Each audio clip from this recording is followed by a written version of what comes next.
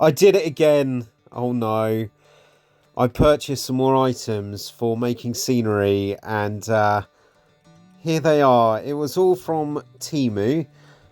Just some of the prices there. They're super cheap. But I also did buy some more expensive items on there as well. This was all for my model making and miniature hobbying. I got some miniatures and some other random bits for scenery making. So I've been doing a lot. You might have seen my videos about how to make orc huts from coffee cups. If you haven't, go and have a look and check that out. But what I've been doing as well is I have started to use a bit of a sprue to try and make a well just for this bit of scenery here. So it's my coffee cup orc hut and making the brickwork of the well with sprues. But I wanted to give it a bit of a chain looking effect, sort of dangling down for when I finally finish that well and make it look good. So I thought, why not get a bit of chain? That could be good for lots of things. And at 98 pence, you can't sniff at that at all. Stainless steel, 98 pence at the time of recording as well. Retail price of 149 they recommend, and 4.8 there on the ratings on Temu. So this is just sort of, I guess, necklace chain. You could use it for that. I've got one ring to rule them all from Lord of the Rings, so you could use it for that as well. But I thought this could be good. I could use it in my old world builds or my fantasy builds, my scenery for things like Kill Team or 40k. Could come in useful. So I got 2 meters of the stuff for 98 pence, and yeah, it's as expected. It's just chain, stainless steel, silver color, just chain that you would use for a necklace. But it seems quite good, and I would struggle to break this, I think, but I've got some clippers and things that I could use this for as well. And 2 meters is quite a lot of chain, so I'm looking forward to using that for some builds soon. Next up then, so I've been building this bit of a base here, and I'm going to do a bit of a pond effect in some of the divots and grooves that I've made in this sanded board to make it look a bit marshy and wet. And I thought I need to get some reeds or simulated long grass.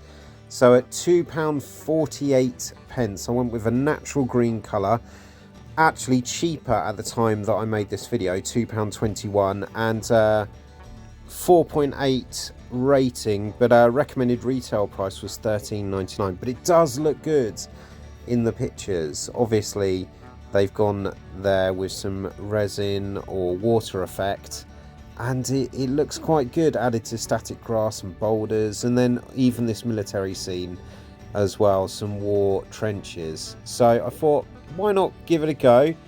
And comes in these long strands, so you'll need to cut them down to whatever length you want to make, and it's just basically static grass, I guess.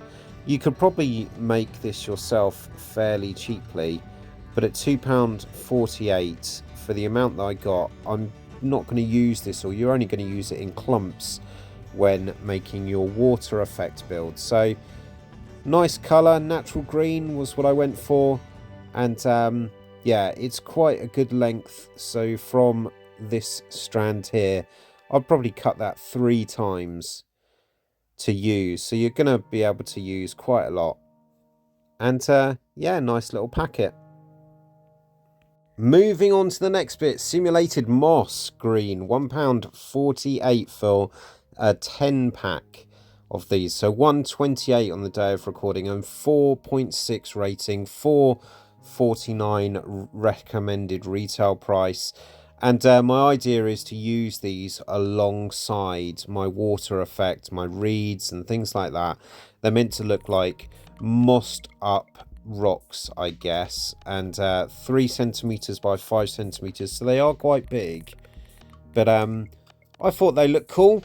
Just basically a bit of something, bit of plastic, just covered in static grass, I guess. Come in this little packet. Get your 10 pieces, and I could use these in sort of woods, or as I said, my water effect as well. So what I'm looking for with these is, do they hold on to the static grass that's on them? Is there any patching on these either? And are they worth it? They're incredibly light, and 10 of them is quite good, I think. You do get a good coverage on these, and yeah, they look quite nice.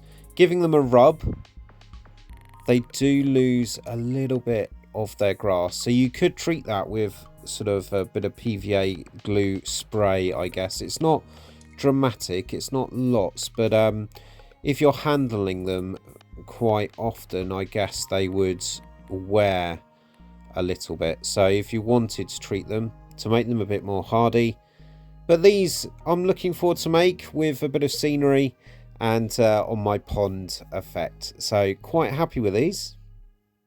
Now, if you're anything like me, when you're rolling your dice, I tend to lose them on the floor, scatter them everywhere, and I thought I'd buy a nice dice rolling tray. The recommended retail price on this was 32 quid, quite expensive, but it's got a velvet inlay and a leather back. Velvet inlay and leather back, very posh, a bit like a snooker table, I guess, but should be good at catching your dice, and it's quite a decent size for yeah, when you're playing your wargaming. So I went for a red colour, comes in multiple different colours, but I liked the red one personally, and got a black leather back. So it comes in this case, and just tear it out, and the idea is you just button them together so it can fold away flat, which is quite good if you're using it with, say, Blood Bowl or Kill Team.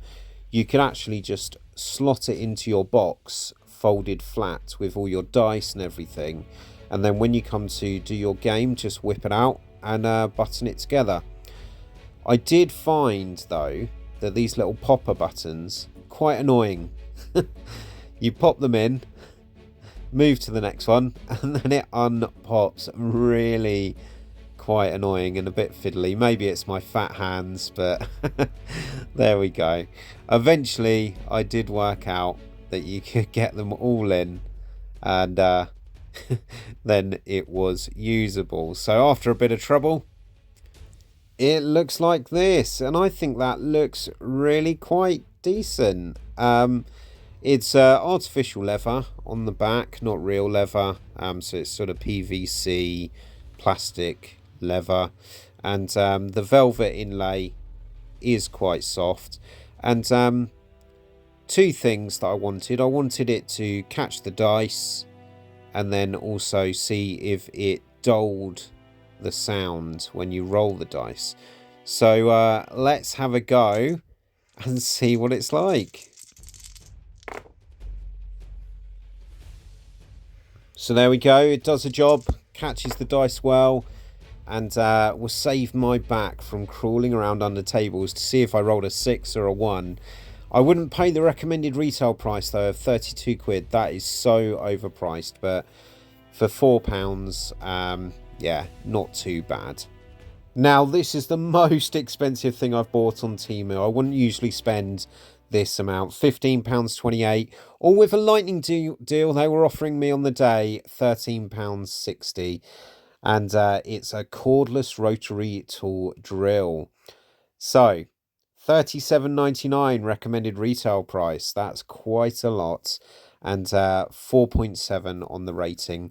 It's got rotation speed of 5,000 RPM or 15,000 RPM, and a couple of different speeds, so I think 3 speeds with this. The reason that I wanted to get something like this was to save my hands when I'm doing some pin drilling, sort of when you're putting metal models together, or you've broken a spear off something and you want to do a pin drill.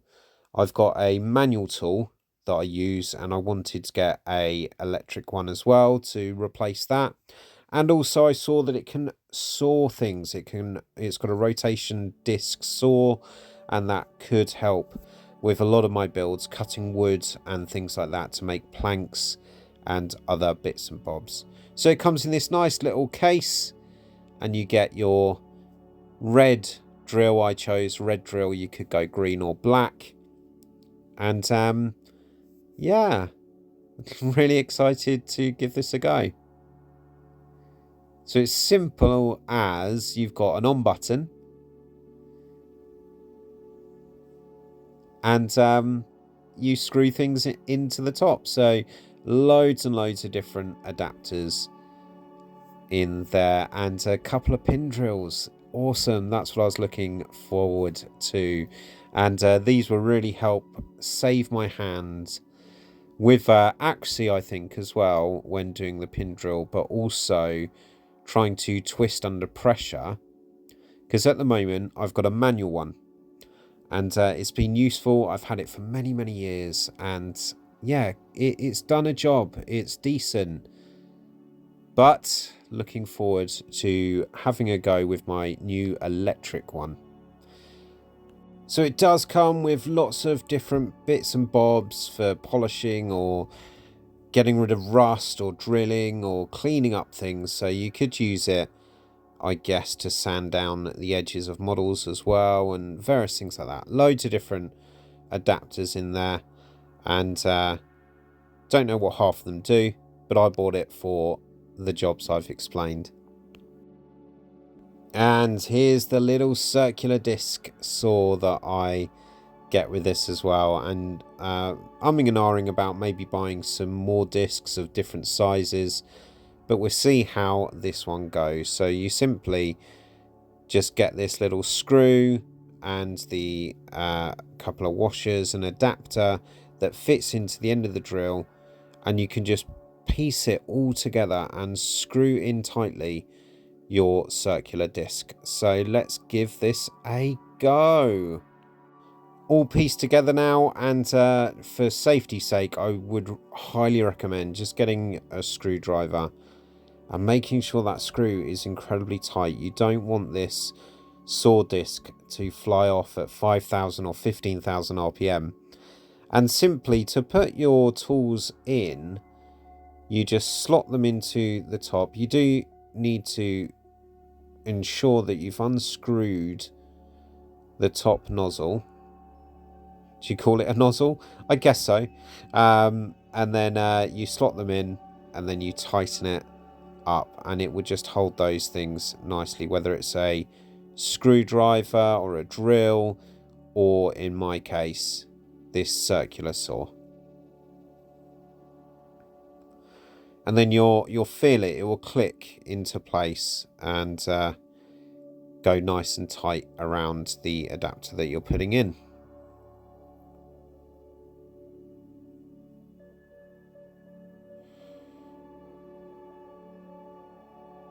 Okay, so this hasn't been charged because I've just cracked it out after receiving it, but it does have a bit of charge in it. But you can see there, USB adapter to charge it, and it doesn't take that long as well. You can charge it up pretty quickly.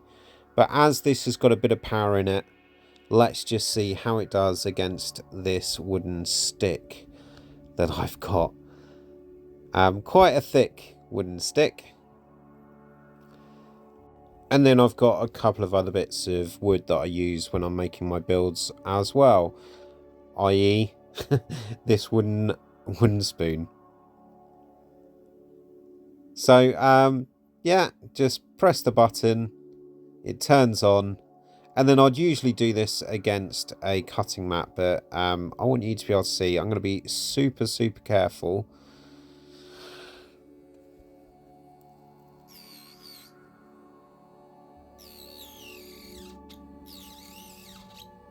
Oh, it does make that dentist noise, doesn't it?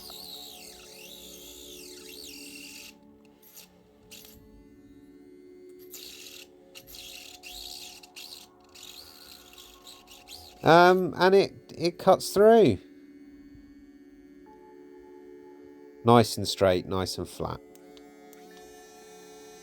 And I go up against the thicker bit of wood. Oh, it is a bit of a grinding teeth noise. And to be fair to it, it's not fully charged, so it's just going straight out of the packet with the charge.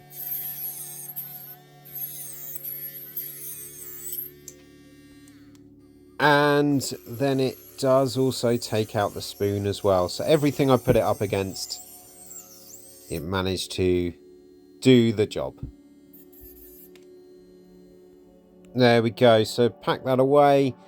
And yeah, I quite like the drill. Looking forward to charging that up and giving it a go against some other stuff. Next up then, this artificial moss fake matte grass, £4.67, and it was 50 centimeters by 50 centimeters, £54.59 for recommended retail price. That is stupidly overpriced for this, so I would highly recommend, if you are going to go for this and you do like the look of it, get it when it's on a deal. And my idea behind this is I make gaming boards, and I thought this could be a nice easy lay it down, and then you've got a mat, so nice and easy to fold away and store, instead of having a big wooden board that I usually use for my gaming. So if I had a few of these different mats, I could sort of put them together, and yeah, could be quite nice. So it comes in this, it's sort of on a felt back, and let's have a look at it. The first thing I'm noticing is there's a lot of loose static grass in the bag, but it does fold away quite flat. So yeah, let's open it up and have a look. Okay, not too bad. I mean, yeah, it doesn't look too bad if you were to fold it, or lay it down, sorry, flat, and put a bit of scenery on it. Could look really half decent, certainly for a gaming board. As I rub it though, I am noticing a lot of this static grass is coming off, and just giving it a shake, I noticed that I'm getting quite a bit come onto my cutting mat.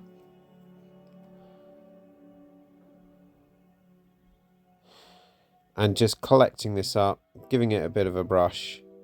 So I would probably treat this one as well, a bit like the moss clumps, and it's all over my top. All over my top. So yeah, the static grass is coming off quite easily. So a bit of treatment on that one might make it a bit more durable, making up a bit of a watery PVA glue mix and just spraying that on. But I just went for a pump with this one. I'm not wholly convinced, and my cutting mat is now messy. The other bit you might have just seen there is I got some fake trees as well for $3.98. And these actually, at the time of recording, they've been sold out. So they're not actually available. The reviews for them, quite good. People like some here. Very good trees for garden railway at great value. Brought these for my son and his model making. And yeah, this company here, Beat Factory. So you can see just on their images here the way that they've used the trees. They're basically just plastic trees with this sort of green foliage stuck to them, and they look half decent. I thought they did look all right, but let's look at them in the flesh, as they say. Again, a bit like the mat that we just looked at, I'm noticing in the packet there's a lot of green loose bits of green just hanging around in there, and that kind of points towards it not being that durable. But might be getting some extra scatter bits of scenery there, I guess. The way that they come in, so 2 trees are sort of pushed in together and just giving it a bit of a knock, you can see a lot of that plasticky bit is starting to come off. So I guess that's just loose bits that aren't holding, and eventually you won't get that anymore. But 2 come together, so I've got 8 in total, and they look alright. I'm not overly impressed with them, but I had no forests, actually, no trees for my war games, so I thought, why not? I'll give it a go. Not overly tall next to a model, but I could mix them in. I've got a couple of ideas for some forest builds, and I might use these with that as well. So after giving them a bit of a bump and moving them off my cutting mat, I was left with this pile of plasticky green stuff. So I'll keep that, and I'll mix that in with some of the scatter scenery stuff that I make. But there we go. Probably wouldn't buy these again. They're alright, but not massively great.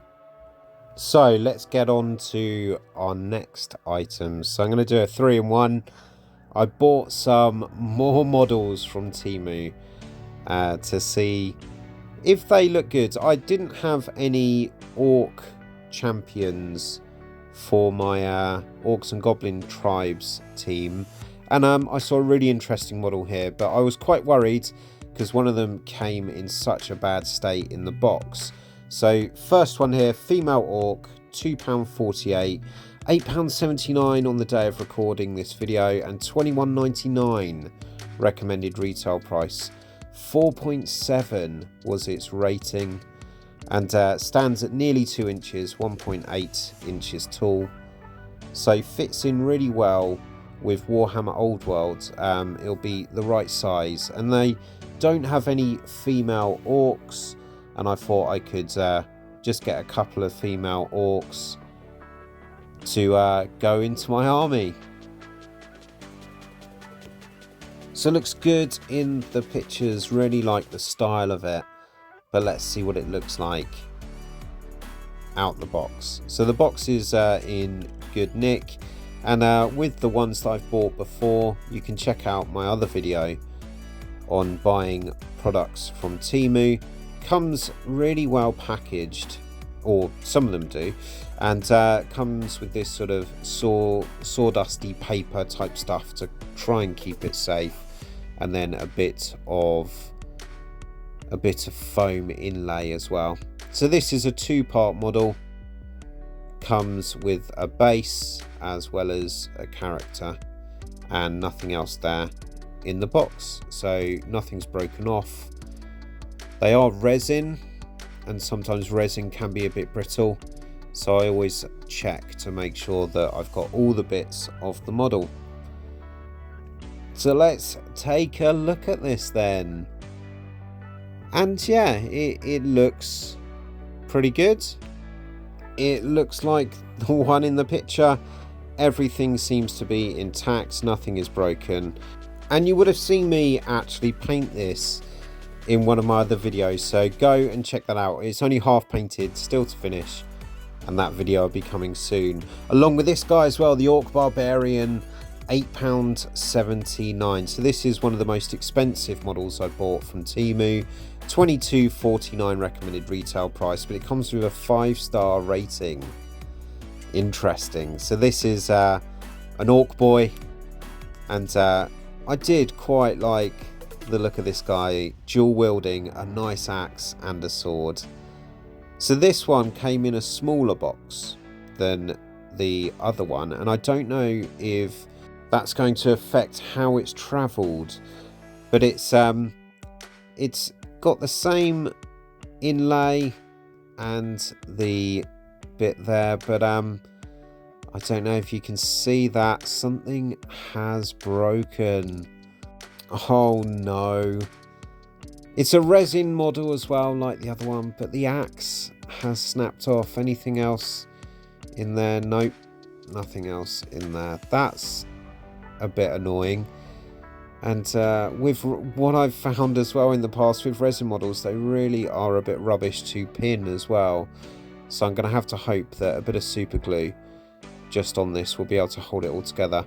And it looks like on the skull on his shoulder as well, the horn, second horn, has snapped off as well, and that wasn't in the box. But I don't know, I quite like it. It's alright. I wouldn't obviously have chosen to do that unless it had happened miraculously as it came out like this. But that's a bit annoying with the axe. Bit of super glue, and we'll see if we can do a repair job on this one. Again, the quality of the model though looks really quite decent. I quite like it.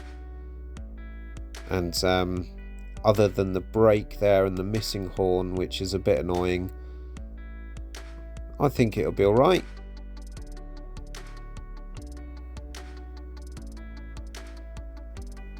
Bit of super glue, hold it there till it sticks, and all will be good. I've also painted this guy as mentioned earlier, just in part, so you can check that out as well. But so far so good. Those two look really good. This guy then, Resin Bear miniature, £6.64, £8.79 on the day of filming my video, 4.6 rating, and £43.28 recommended retail price. I would not pay that for this guy, for this one model, unless when I crack it out of the box it looks amazing. But also look at how this travelled. I don't even know if the model, I didn't even know if the model was going to be in there. Really quite poor in how that has travelled. But is the foam and the paper enough to keep it safe? Let's have a look. So there's nothing in the paper, nothing loose there, and there is a model in there.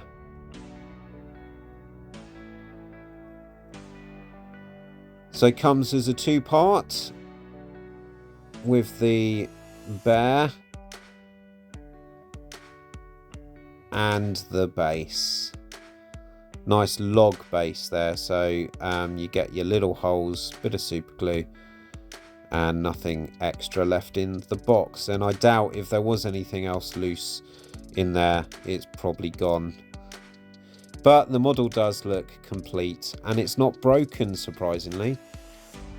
So job's a good one. I didn't really know what I was going to use this for, but I really liked the look of this model, so maybe I use it in my Blood Bowl Beastman team, possibly. I thought a bear warrior looks really decent, and yeah, really quite like it. So let's glue it together.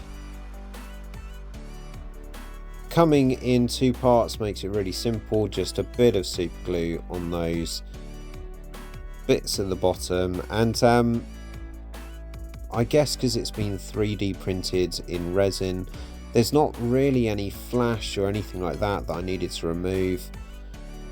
So it just slots in. Give it a bit of pressure, hold it till it's dry, and that is done for my Temu review of everything that I bought on Temu. And I really have quite enjoyed just looking at some of these things. The prices are sometimes super ridiculous. They are so cheap, with the total cost coming at £52.11 for 10 items. Some good, some bad, and some ugly, but there we go. I hope you enjoyed this video. Please subscribe, and I'll see you again. Thanks for watching Bits Box World, builds made easy.